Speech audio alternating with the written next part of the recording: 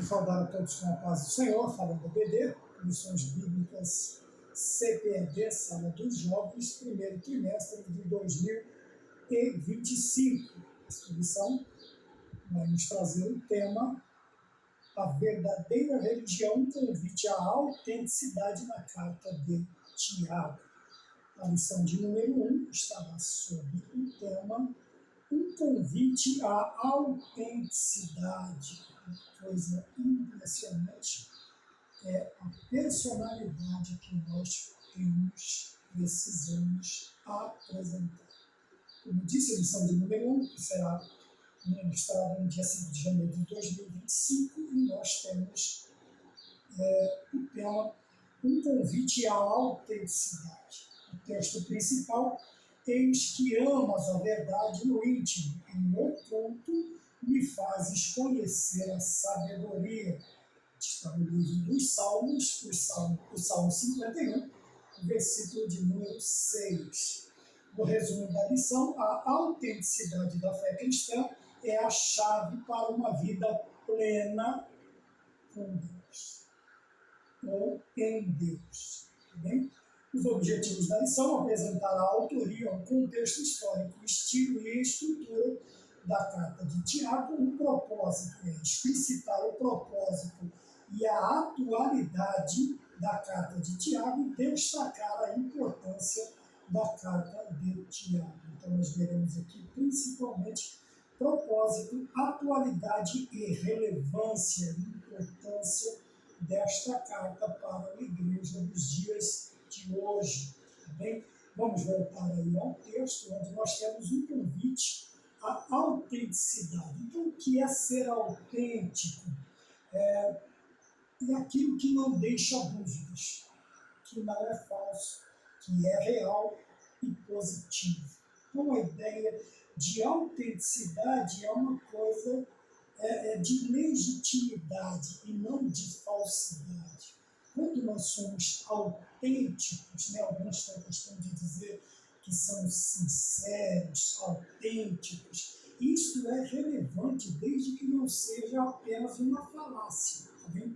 Uma mentira. Por isso, a importância desta lição e da carta que Tiago escreveu, ela para os dias atuais. Porque nós carecemos de pessoas autênticas, pessoas que são pessoas que não deixam dúvidas quanto à sua personalidade. Mas aqui não é qualquer personalidade, mas principalmente de características cristãs, de características bíblicas. Quer dizer, não é qualquer tipo. Existem vários tipos de autenticidades, de autenticações, de isto, de aquilo, que trazem uma importância quanto à chancela que é deixada, a marca, o carimbo que é deixado. Aqui, o que se pede é que esta marca deixada, explicitada, que este carimbo ele seja totalmente cristão. E dentro do resumo, fala que é necessário para que tenhamos uma vida plena em Deus. Veja que não está falando com, mas em, quer dizer, dentro, junto, ao lado, essa plenitude, essa completude, uma vida abrangendo todas as áreas com Deus. Não apenas uma área ou duas, mas todas. Quando falamos de plenitude, estamos falando de completude, de algo que é completo, que está cheio, que não deixa lugar para outras coisas. Mas aqui o espaço fornecido ele foi cheio, completamente cheio, por aquilo que se pedia. Isto, no caso, o nosso coração. Nós devemos ter essa vida em Deus plena, com Deus também. Então, a autenticidade fala daquele cristão que não deixa dúvidas quanto à sua sua vida cristã, quanto à sua personalidade cristã, a sua ética cristã, a sua cosmovisão, ela tem que ser cristã, bíblica. Nós falamos bastante na lição passada, do último dia, do ano de 2024, do jovem que vive uma vida bíblica, do cristão que vive uma vida bíblica. E nós só podemos ter esta autenticidade, não ser uma vida falsa, a partir do momento em que a nossa vida for completamente bíblica. E nós vemos aqui na introdução a importância, né? Nós vamos falar da relevância da carta que Tiago escreve. Por que ela é relevante? Primeiro, porque ela é repleta de conselhos práticos para uma vida bem-sucedida. Que são conselhos práticos? São aqueles conselhos, não é que nós podemos, mas que nós devemos viver dia a dia, todos os dias, diariamente, como diz aqui, praticando estes conselhos. E é também importante lembrar que Tiago nos chama a atenção de não sermos somente ouvintes esquecidos. É nessa hora que ele diz, mas praticantes. O que é praticar? A sua vida será pautada, limitada, delineada pela palavra de Deus, pelos conselhos exalados pela palavra de Deus, que aqueles conselhos, aqueles ensinos que nos são dados, trazidos pela palavra de Deus. Então, ela é importante porque nós teremos uma vida cristã, veja, que não é outra vida, mas a vida cristã que deve abarcar, abranger todas as esferas da nossa vida terrena. Ela deve ser abraçada pelo cristianismo, ela vai ser bem sucedida a partir do momento em que nós praticarmos estes conselhos. Não há uma segunda opção. Tá? Não há um segundo, um terceiro caminho, segundo caminho. Não. O único caminho para uma vida cristã bem-sucedida é praticar os conselhos nos dados, tanto pelas Escrituras, os 66 livros, e como vamos estudar a carta de Tiago, vamos ter os conselhos que o apóstolo nos dá, nos ensina a vivermos para ter uma vida bem-sucedida, também uma vida amadurecida e esperançosa em meio às tentações. Veja que são conselhos também que não é somente à primeira vista, o sucesso ou sermos bem-sucedidos. Veja que o sucesso ele está atrelado a vários outros parâmetros da nossa vida. Veja que uma pessoa bem-sucedida ela é uma pessoa madura, ela sabe controlar, contornar, ela sabe pensar, concluir, pôr em prática. A partir do momento em que nós não temos a característica do amadurecimento, nós somos meninos, como Paulo nos diz na carta aos Efésios, meninos e ainda inconstantes, não estamos firmes por causa da nossa falta de maturidade, não conseguimos chegar a conclusões óbvias e nos mantermos nessas conclusões, né? Isso fala de inconstância, uma hora é, outra hora não é, uma hora está, outra hora não está, uma hora foi, outra hora não foi, e sabe, não existe um termo, um meio termo que ele consiga fixar raízes ou descer a sua âncora. Não, estará sempre sendo levado por ondas, um barco à deriva e assim sucessivamente. E também aquela pessoa que tem esperança, maduro. Por que a pessoa que tem maturidade, principalmente a cristã, ela tem esperanças? Porque ela sabe que situações elas são cambiáveis, elas mudam, as situações mudam. Ora, uma situação que pareça ser desesperadora hoje, ela não vai me levar a arrancar os cabelos figuradamente, porque eu tenho esperança. E esta característica de ter esperança, ela só tem em pessoas maduras. Eu não estou falando de pessoas de muita idade, eu estou falando de pessoas experimentadas. E às vezes nós temos pessoas de pouca idade, né, que são experientes, são maduras, muito mais maduras do que pessoas de idade. Tá bem? Então nós vemos que a carta de Tiago ele vai nos trazer estes ensinamentos. Veja, são conselhos práticos para o sucesso cristão, para amadurecimento e para a esperança. Então tudo isso faz parte de uma pessoa, de um cristão bem-sucedido, de uma vida cristã bem-sucedida. A partir do momento em que eu sigo estes conselhos, eu sou maduro o suficiente para saber que eu devo obedecer o conselho, que eu tenho que encontrar a maturidade, que essa maturidade, ela só me virá a partir de experiências que eu terei, e essas experiências eu só terei capacidade de enfrentá-las a partir do momento em que eu absorvi bem a ideia de esperança. Porque existirão momentos em que eu vou querer desistir, mas como eu obedeço aos conselhos práticos, eu alcancei a maturidade, e a esperança faz parte desta maturidade, eu vou passar por esse momento difícil, como dizia o saudoso irmão Lázaro, vou passando pela prova dando glória a Deus. É aqui que se apresenta a nós todas estas características relevantes da carta, ou dos conselhos práticos de Tiago para a nossa vida. Ponto 1, a carta de Tiago, a autoria ela é dada, atribuída a Tiago, o justo, né, irmão de Jesus e meio-irmão de Jesus, porque Judas é filho de José e de Maria. E nós sabemos que Cristo é o Filho de Deus. Então são meio-irmãos. Né? Algumas falsas religiões ele tenta dizer que são primos, para comprovar, como eu disse na missão, se eu não me engano, da Betel Dominical, missão de número 1, sobre uma doutrina que foi ensinada em 1950, de que Maria foi assunta aos céus também, assim como Jesus, pura e imaculada. Então é óbvio que eles vão ter que dar uma finalidade para essa palavra irmãos de Jesus. Bem? Então eles vão colocar como primos, e obviamente 1950 anos depois da assunção de Cristo, ou da volta de Cristo aos céus, Atos 1, eles vão agora lançar a ideia de que Maria teve o mesmo, vamos dizer assim, o mesmo fim doutrinário do Cristo, o Filho de Deus. Tá? Que agora, como Deus, ele tem pai e nunca teve mãe.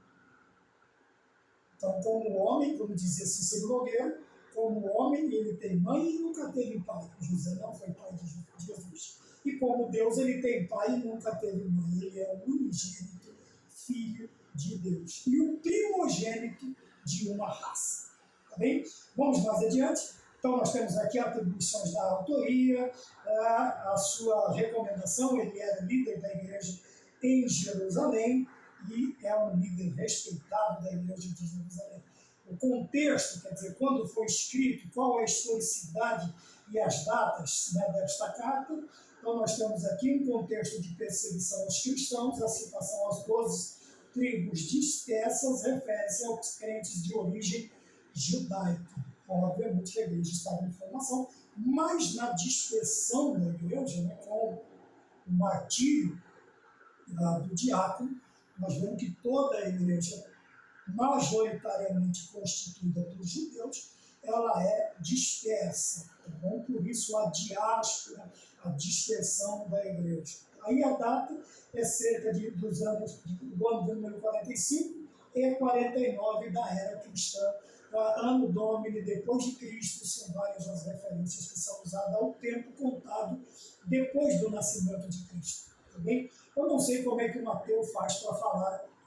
Se ele falar era cristã, ele está falando de Cristo. Se ele falar ano Domini, o ano do homem, quer dizer, ele está falando de Cristo. Então ele tem que aceitar Deus, não tem jeito para ele. Eu fico com dó deles, quando eles vão ter que citar tempos, né?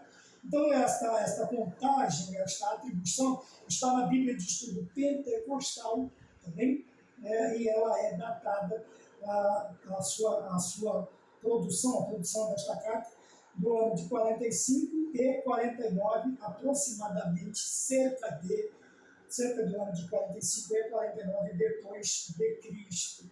Por que você põe o D minúsculo? Porque é simplesmente depois. Tá bom? Mas o que vem depois do D tem que ser maiúsculo, seja ano Domini, seja era cristã, seja depois de Cristo, comumente nós usamos, tem que ser em letra maiúscula, porque está se referindo a alguém. Tá bom? Não sou professor de letras, muito menos de língua portuguesa, mas nós vamos por esse caminho aqui. O estilo e a estrutura, veja que o estilo é peculiar de Tiago, de um homem responsável, de um homem que sente o peso de não somente pregar e ensinar, mas de proteger também a doutrina, o ensinamento, a condução, o comportamento da igreja na face da terra. Nesse estilo, ele é direto, prático, quer dizer, não é difícil de entender, mas obrigatoriamente tem que ser posto em prática, por isso é um ensino prático. E refletindo a personalidade como um líder pastoral preocupado com a vida cotidiana dos crentes. Então nós vemos que não é um pastor qualquer, e também não é um pastor em tempo conveniente. Não existem pessoas que são pastores só na igreja. Fora disso, não é que ele deixa de ser um homem de Deus, mas ele deixa de se preocupar com as suas ovelhas. Alguns até se esquecem das suas ovelhas, infelizmente. Mas nós olhamos que Tiago ele é um líder respeitado e preocupado com a vida da igreja. Então, por isso, os seus escritos são diretos, ele não precisa fazer rodeios, ele não precisa dar voltas para pegar e ensinar, e ele também é um ensino prático. Você ouve e entende o que você tem que fazer. Tá? Então, com a vida cotidiana dos crentes, nós precisamos voltar a nos preocupar com os nossos irmãos. Né? Estamos preocupados com viagens, com postagens, com fotos, com filmagens, mas não estamos nos preocupando em acompanhar a vida cotidiana. Veja que Pedro ele diz que o Senhor, o Espírito Santo, nos constituiu bispos sobre a igreja. Então, essa constituição não é meramente um cargo posicional, mas é um cargo de vida. A nossa vida terá que ser direcionada à vida daqueles que o Senhor colocou aos nossos cuidados. E como é que nós vamos apresentar? Se Cristo nos chamasse hoje, aquilo que Deus colocou em nossas mãos, como nós apresentaríamos para Ele? Como nós devolveríamos para Cristo aquilo que Ele confiou em nossas mãos? Então nós vemos em Tiago um exemplo muito responsável e bonito acerca do ministério pastoral, do envolvimento, líder e liderados, pastor e rebanho. E esta preocupação, veja, enquanto João chama de filhinhos amados, João deita no peito, João demonstra um carinho, vamos dizer assim. Tiago ele já é mais incisivo, ele provoca, ele cutuca os quietistas, sabe? Aqueles que gostam da zona de conforto. Tiago ele vem não ser uma pessoa agressiva, não, mas ele é conciso naquilo que ele fala. Ele é prático, ele é preocupado. Veja que são características diferentes, mas com o mesmo propósito.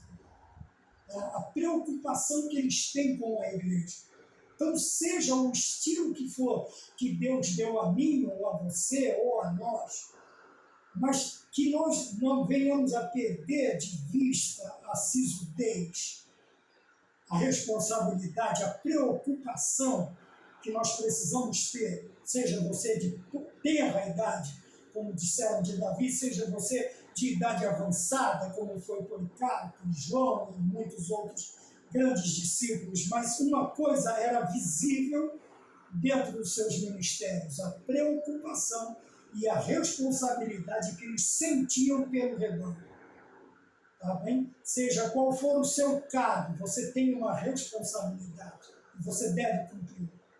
Então nós vamos para o ponto de número 2. O propósito e a atualidade da carta de Tiago. Então, primeiro, o principal propósito é incentivar os cristãos a amadurecerem, sabe? Porque eles estavam vivendo, o contexto em que esta igreja, esta carta estava inserida, não era um contexto qualquer, mas de rebelião contra Deus, sabe, apostasias, revoltas contra a igreja, contra os cristãos, e não poderia ser um cristão infantil, imaturo, um cristão, sabe, inconsequente, ele não suportaria. Por isso, nós vemos a preocupação de Tiago, porque ele é um líder dentro do princípio da igreja, Jerusalém. Obviamente que todo o judaísmo e o que seguia dentro do contexto judeu, todos os ismos que tinha ali, agora estão partindo para cima da igreja, porque ela começa a tomar forma, ela começa a tomar corpo, suas doutrinas começam a tomar robustez no meio do povo. Isso incomodaria, isto vai incomodar muita gente. O que vai acontecer? Eles agora vêm para abafar. Então, o primeiro propósito que a igreja precisava adquirir era maturidade. E maturidade, meu irmão, você não conquista de qualquer maneira, sabe? Muitas vezes você vai ter que ser ensinado, o seu ensinador vai ter que ensinar a grossos modos, sabe? Não com falta de educação, de respeito, mas não vai dar para usar o termo de João, meus filhinhos. Ele vai ter que chegar e falar, e aí? Vamos trabalhar, vamos crescer, vamos aprender, vamos pôr em prática, isso aqui está errado, não é assim. Sabe, tem aquele ensinador que ele faz uma pergunta, a pessoa dá a resposta errada, mas ele fica meio assim. Aí ele fala, o que foi daí que veio o tal do meio certo em exatas? Eu não sei como se consegue seja numa subtração, numa soma, numa divisão, numa multiplicação, você encontrar um meio certo. Ou está certo ou está errado, por isso chama exata. Então, não sei como é que eles conseguiram encontrar esse meio. Isso é só uma forma de ajudar.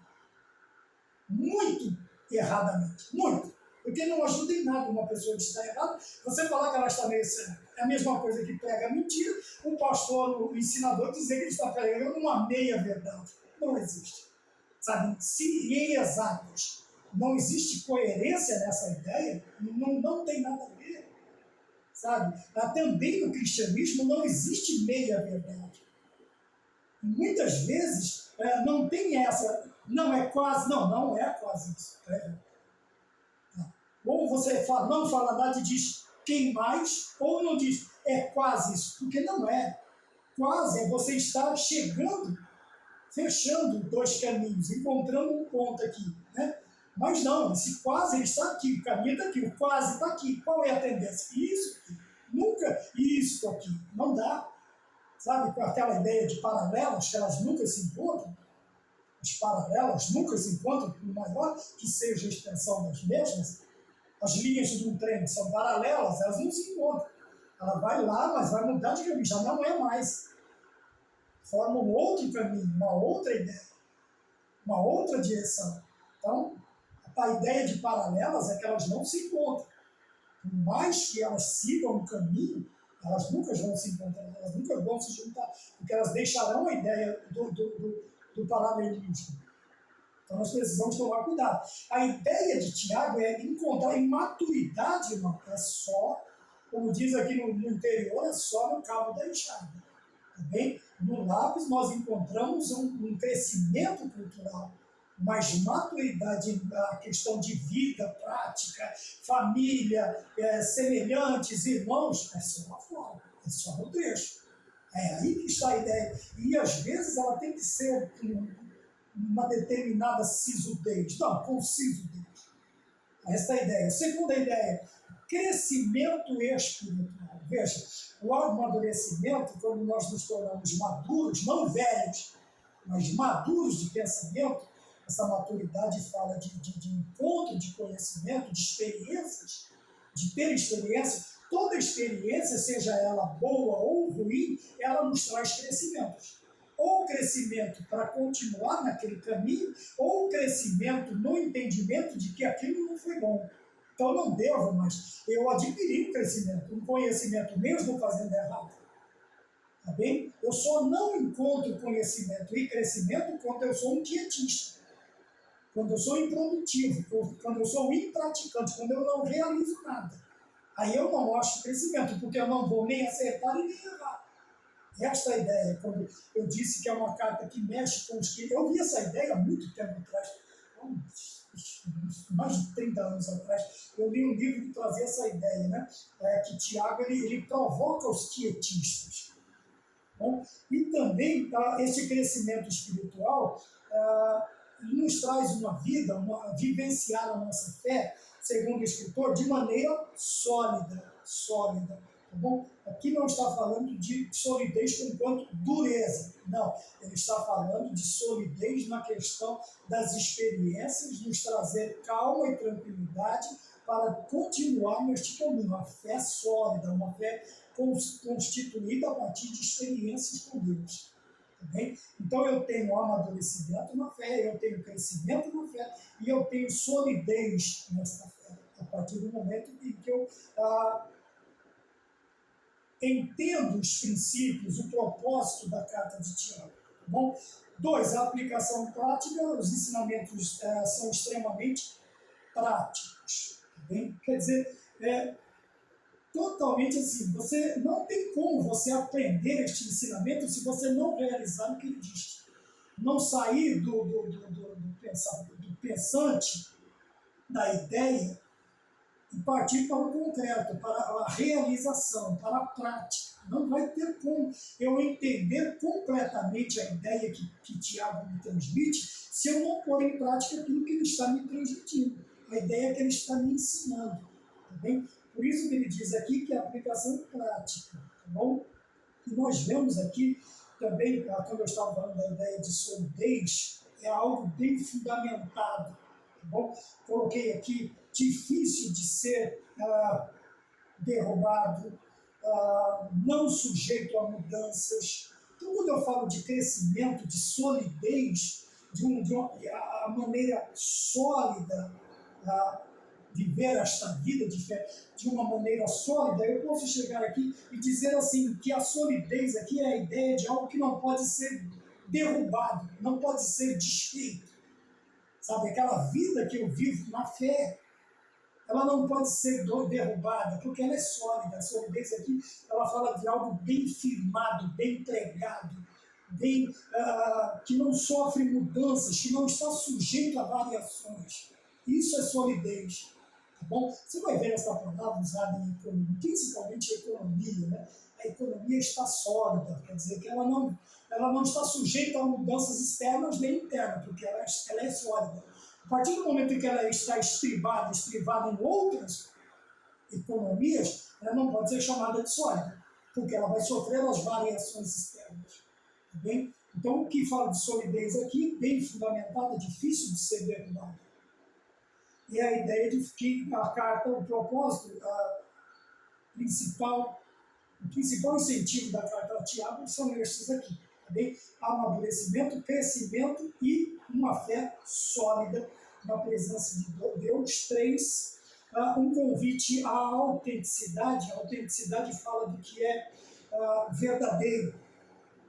Que nós já falamos aqui, a ideia, a autenticidade é a prática de ser verdadeiro consigo mesmo e com os outros, mantendo a coerência.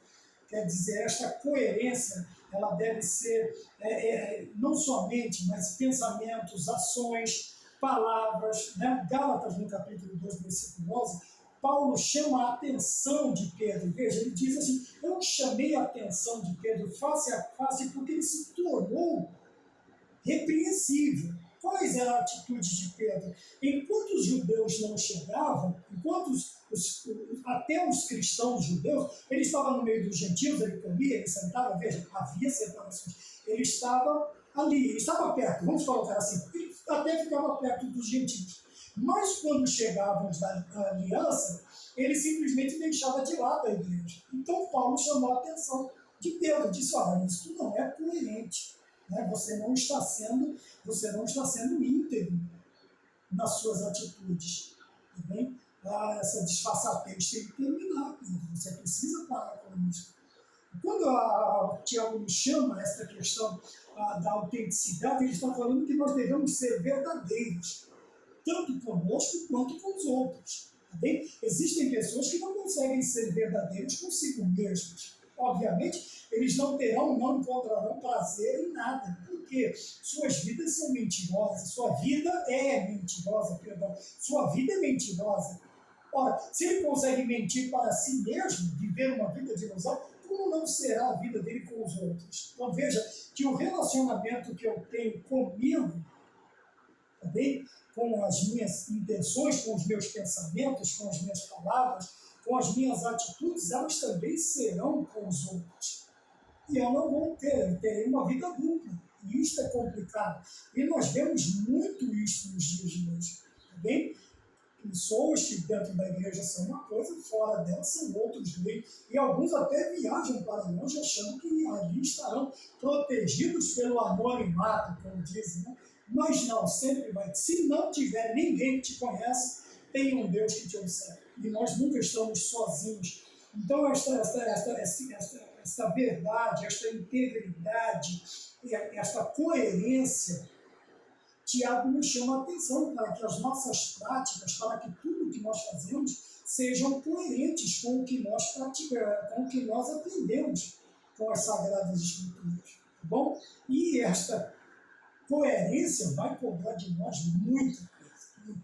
Teremos que fazer esforços gigantes para nos mantermos coerentes. Por quê? Porque nós, o eu, ele é totalmente o oposto do que as Sagradas Escrituras ensinam. O homem, ele se... Né, em Gênesis, o Senhor Deus diz a Noé que o homem é mau desde a sua meninice. Então, veja, essa malignidade, esta maldade que está em nós, ela é o oposto do que a Bíblia pede, exige de nós. Nós precisamos desta coerência, por isso um convite à autenticidade, tá bom? E, mais uma vez, vai provocar. Por que mexe com a gente? Porque vai nos tirar da zona de conforto. Nós criamos, às vezes, nós idealizamos uma vida e nós passamos a viver aquilo, só que não é a realidade. Não somos nós que estamos ali. Ali está a nossa ideia, o nosso pensamento. Eu sempre tenho o costume de dizer que o homem tem 3 faces. Né? A dele mesmo, aquele gostaria de ter, aquele demonstra para os outros e quem ele é. E essa terceira é a que nós mais escondemos, é o que nós verdadeiramente somos. Quem somos? O que somos? Do que gostamos? Essa geralmente nós... E nós criamos este mundo. Essa é da imagem que nós passamos para os outros. E nós passamos a viver esta ideia. E alguns até veem um absurdo dentro dessa ideia.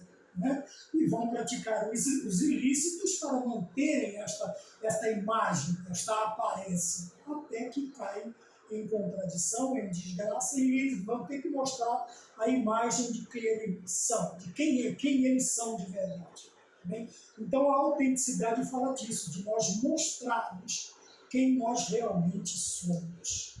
Tá bem? E lutarmos para que este que nós verdadeiramente somos seja mudado para o que Deus quer que sejamos.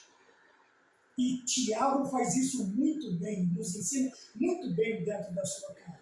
Tá bem? No terceiro e no último tópico desta carta, desta lição, nós temos a importância, a relevância para os nossos dias desta carta. Veja que ele vai repetir que a carta é escrita às 12 tribos da diáspora, o contexto de perseguição, de adversidade da igreja. Então, ela é direcionada a quem? Àqueles que estão longe do seu lar, longe da sua zona de conforto. Então, Tiago ele traz a quem é destinado primeiro, estavam enfrentando um ambiente hostil e a fé e longe do seu lar. Quer dizer, eles estavam agora encontrando resistência e longe do abrigo, que seria sua casa. Por isso que eles precisam, porque a ideia de perseguição, de adversidade é esta. Eu estou sofrendo uma oposição e estou longe, vamos dizer, do quartel-general da minha casa, eu estou longe do meu refúgio, eu estou totalmente exposto. Sabe aquele sentimento de vulnerabilidade, aquele sentimento de, como eu poderia dizer, de estar descoberto, de não ter defesa, de não ter como me proteger. Esta é a ideia. Então a carta de Tiago ela tem que ser prática, porque é necessária, é urgente para o momento em que ele está escrevendo. E também, veja, a relevância para a igreja primitiva. Servia como um guia moral e espiritual, ajudando os cristãos a manterem sua fé em meio às provações. Também quer dizer que os cristãos iriam ler esta carta e iriam fazer dela a forma de dirigir, de conduzir, de comportamento das suas vidas agora, longe de casa e sendo afrontados. Bem, quer dizer que era de fundamental importância essa carta, porque trazia um certo refrigério, um descanso, uma ideia de como sobreviver a tudo aquilo ali. Bem, e quando nós vemos isso, o escritor diz aqui também, nos traz uma das contribuições mais significativas desta carta, também a discussão sobre a relação entre fé e obras, bem, entre o crer e o praticar. Quando ele fala fé e obras, ele traz a ideia de que o ensino prático de Paulo aos Gálatas não vem de obras para que ninguém se glorie, é que ele está dizendo assim, veja, vocês precisam praticar a fé de vocês realizando obras. Ele está dizendo assim, ora, não adianta você dizer que tem fé e ficar dentro de casa escondido. Ele não está expondo a questão da fé como salvação, mas como prática da fé. Prática da fé. E aí que nós precisamos entender, veja, o nexo existente entre as duas explicações, as duas teologias, a teologia paulina quanto à fé e a teologia de Tiago. Veja que não há contradição, porque Paulo diz que eu não posso ser salvo pela fé. Mas Tiago diz assim, ora, se eu digo que eu sou salvo pela fé, eu tenho que praticar esta fé com obras. Tá bem? E ele vai dizer que se eu sei fazer o bem, 4,17, se eu sei fazer o bem e não faço, eu estou pecando. Ora, não é obra da fé, então é ser um quietista. Não praticar, não trabalhar, não realizar, não produzir. É isso que ele está dizendo. Tá bem? Ele está falando que a igreja, que uma igreja praticante agora, em todos os sentidos, era de fundamental importância. Por quê? Porque, deixa eu resumir, porque essas ações eram cruciais, eram vitais para uma igreja que buscava estabelecer a credibilidade e a autenticidade. Então, veja, a fé de Hebreus diz que eu não vejo. E, obviamente, os ímpios, aqueles que não conhecem a fé, eles não vão conseguir enxergar a fé somente no meu falar. Mas a partir do momento que eu quero ter credibilidade e quero ter autenticidade, veja, como eu escrevi aqui, esta é a questão de verdadeiro, as minhas obras têm que ser coerentes ao que eu falo. E aqui está a ideia principal, a ideia central nessa discussão que o escritor trouxe à baila na carta de Tiago. A relação entre fé e obras. Então eu não posso, assim como eu não posso dizer que eu amo a Deus, que eu não vejo, quando eu não amo meu irmão que eu vejo, da mesma maneira eu não posso dizer que eu tenho fé se eu não realizo, se eu não concretizo esta fé por meio de obras. Então a ideia também segue dizendo que eu não realizo obras para ser salvo, eu realizo obras porque eu sou salvo. Bem, eu não faço para obter alguma coisa, eu faço porque eu já tenho isto que eu preciso. Então, isto que eu tenho me faz realizar aquilo que eu preciso. É a ideia que Tiago está trazendo para nós. Bem?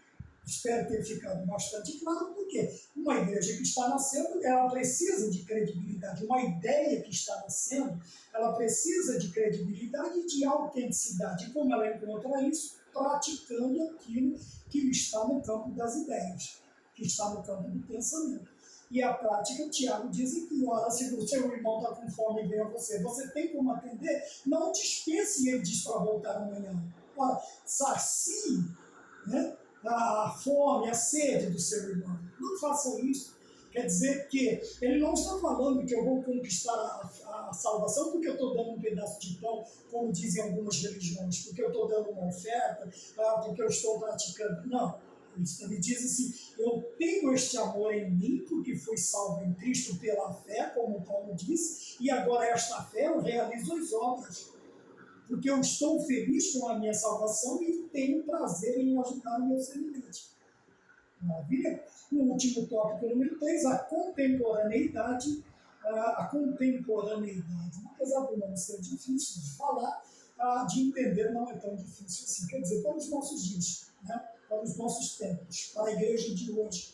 Esta carta tem relevância, tem importância, que ela ensinou lá no ano cerca de 45 e 49 depois de Cristo. Será que ela tem alguma importância? Tem alguma coisa para me ensinar? Eu preciso obedecer os conselhos práticos de Tiago? Veja, eu separei aqui que nós temos toda ela, né? Não só um ou dois temas, mas toda a carta de Tiago traz uma relevância enorme no campo da doutrina, do ensinamento.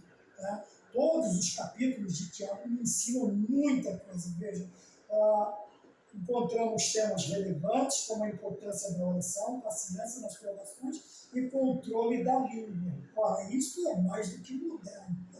Isso é mais do que se é escrito e pregado nos dias de hoje. Se você pregar determinados assuntos, você simplesmente tem o seu auditório reduzido e às vezes até esvaziado, porque as pessoas de hoje querem massagear os seus egos, as ideias que lhes satisfazem, os ensinamentos, que não precise eu abrir mão de coisas que eu gosto de fazer mesmo sendo errado, não sendo cristão. Também tem coisa, como disse um amigo meu, que não é ilegal, mas é imoral. Né? E o escritor aos Hebreus chama de, deixa eu ver, eu nunca consigo lembrar de pronto a ideia dos embaraços. Lembrei.